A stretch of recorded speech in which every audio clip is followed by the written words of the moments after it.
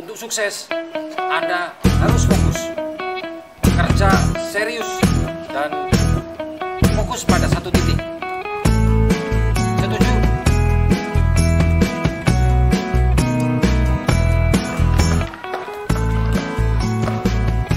Oh, wes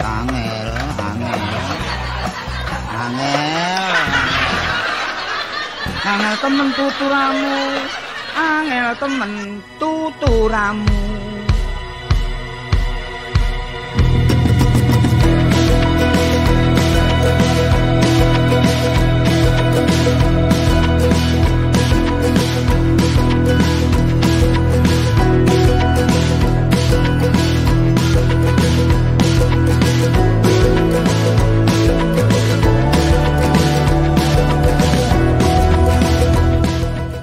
Assalamualaikum warahmatullahi wabarakatuh. Rekan-rekan Millionaires Club, Anda tadi sudah melihat tayangan tentang bagaimana kita belajar tentang fokus. Meskipun sebuah anekdot, tapi fakta sering membuktikan bahwa Anda tidak akan pernah bisa fokus jika Anda tidak mengerti bagaimana caranya fokus. Mari kita belajar tentang fokus dari Steve Jobs, pendiri Apple. Steve Jobs merupakan pengusaha yang sangat sukses membangun kerajaan bisnisnya pada era teknologi digital saat ini. Dan dialah merupakan sosok sukses yang berhasil menjadikan Apple sebagai perusahaan raksasa teknologi dunia. Dan dia masuk di dalam jajaran 500 perusahaan raksasa Fortune dan Forbes. Meskipun dia sudah tutup usia, tetapi dia terus menginspirasi banyak pengusaha-pengusaha muda dan pengusaha-pengusaha berhasil lainnya hingga saat ini. Semua ingin sukses seperti semua ingin sukses seperti Apple. Nah, ketika Steve Jobs meraih sukses, tahukah Anda apa kunci suksesnya? Yaitu fokus. Nah, mari kita belajar sedikit tentang perjalanan karir Steve Jobs. Dia adalah pendiri Apple pada tahun 1976. Meskipun pada akhirnya dia sempat keluar pada tahun 1985, dan setelah dia keluar, Steve Jobs masuk di perusahaan baru yang kita kenal dengan namanya Pixar, sebuah industri yang memproduksi film-film animasi yang kelas dunia seperti Anda lihat Toy Story, itu adalah karya Pixar. Hingga saat ini dia menjadi perusahaan top. Nah, Steve Jobs melihat pada tahun itu bahwa Apple sedang diambang kebangkrutan, dan dia tahu sebabnya adalah karena kurang fokus. Akhirnya Steve Jobs masuk kembali ke Apple dan dia membesarkan Apple dengan strategi fokus. Apa yang dia perbaiki? Dia melihat bahwa sumber masalah kurang fokusnya Apple adalah memproduksi terlalu banyak produk, terlalu banyak variasi, sehingga tidak jelas titik fokusnya ada di mana. Nah, bentuk representasi sikap fokus Steve Jobs ini kelihatan dari pola kerjanya, karena dia mengajak para ahli-ahli IT di bidangnya itu untuk menciptakan produk yang sederhana tetapi bisa fokus tanpa banyak variasi. Anda tahu, di bisnis kita di Allianz ini kita tidak memasarkan produk terlalu banyak. Agar apa? Agar fokus. Ada dua produk yang Anda titik beratkan merupakan produk elementer. Yang pertama adalah penyediaan dana tunai. Yang kedua adalah produk rawat inap HSCPX. Mengapa kita perlu produk rawat inap HSCPX? Karena dia adalah yang paling stabil, dia yang paling murah, paling efisien, dan memberikan perlindungan hingga usia 100 tahun. Produknya anti inflasi, karena Anda bisa di cover dengan satu kamar dengan harga hari ini di seluruh dunia dengan patokan hari ini, harga hari ini.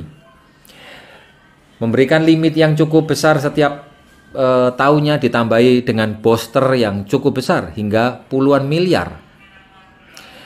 Untuk produk sakit kritis, penyediaan dana cash sakit kritis itu diperlukan karena sebagai pengganti income. Kita tahu ketika salah satu di antara keluarga kita mengalami sakit kritis, maka kita perlu dana yang cukup besar.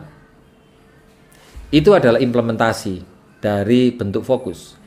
Fokus juga membutuhkan kinerja yang cepat. Anda tidak bisa fokus kalau jalan Anda pelan, seperti waktu saya tadi naik sepeda, kutik.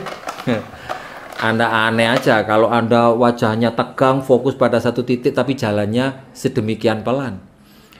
Anda secara otomatis akan fokus kalau kerjanya cepat. Seperti Anda naik motor dengan kecepatan 100 km per jam atau Anda setir mobil dengan kecepatan 200 km per jam. Anda tidak mungkin sempat untuk toleh kanan, toleh kiri, siul-siul, atau sambil baca handphone, melihat handphone atau melihat tayangan yang lain, karena itu akan berbahaya buat Anda. Nah, karena itu kenapa Anda belum berhasil? Karena Anda belum fokus. Dan untuk Anda bisa fokus, Anda perlu memperbanyak agenda kerja Anda. Hari Senin sampai hari Minggu, berapa orang yang berhasil Anda ajak bicara?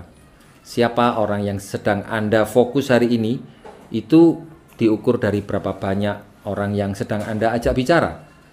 Jika Anda sibuk untuk ketemu dengan banyak orang, Anda tidak akan sempat memikirkan hal yang lainnya.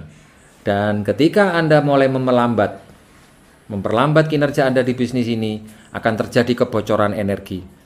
Tidak ada orang yang semangat di bisnis ini karena dia tidak melakukan apa-apa. Tetapi justru sebaliknya, meskipun Anda hari ini belum mencapai apa yang Anda inginkan, tetapi Anda begitu giat, begitu rigid waktunya, padat jadwal Anda untuk ketemu dari satu tempat ke tempat yang lain, Anda tak mungkin tidak fokus. Dan saya bisa menjadi MDIT bersama rekan-rekan yang lain karena kita fokus di tahun ini. Apa fokus Anda tahun ini?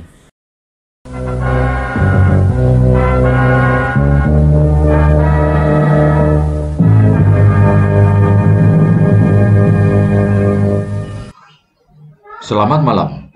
Presiden Univision Bapak Jenny memperingatkan masyarakat agar disiplin memakai masker dan menjaga jarak saat presentasi, mengingat corona saat ini sedang merajalela. Presiden juga menyerukan masyarakat agar selalu membayar premi asuransi tepat waktu. Seorang kakek berusia 60 tahun dilarikan ke rumah sakit karena perutnya mual-mual sehabis minum kopi kucing. Semula dokter menduga si kakek banci ini halusinasi akibat hamil atau mengalami keracunan zat yang terkandung dalam kopi telek kucing. Tapi, dugaan dokter salah. Setelah difoto ronsen, terlihat seekor kucing lagi ngamuk di perut si kakek. Kelompok minoritas anti asuransi dari Desa Jurang Kuping telah mengirimkan sebuah telegram untuk menghentikan gerakan memiliki asuransi. Hal ini disebabkan seorang nasabah temannya sendiri telah gagal mengajukan klaim asuransi akibat kecelakaan. Koni cari siapa? Ketua kelompok tersebut menuntut agar pihak asuransi segera membayarkan klaim.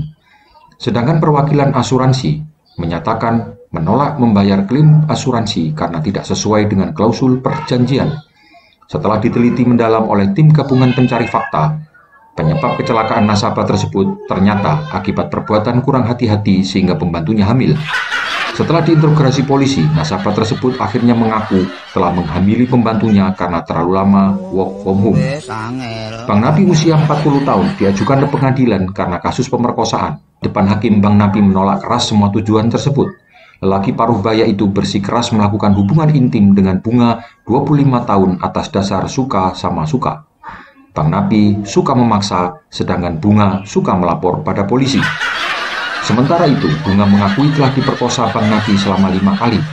Saat ditanya, kenapa tidak melaporkan kejadian itu sejari dulu dan baru sekarang? Bunga menjelaskan, karena pada kejadian yang dulu, Bang Napi selalu membayar, tetapi sekarang tidak. Demikian berita patroli hari.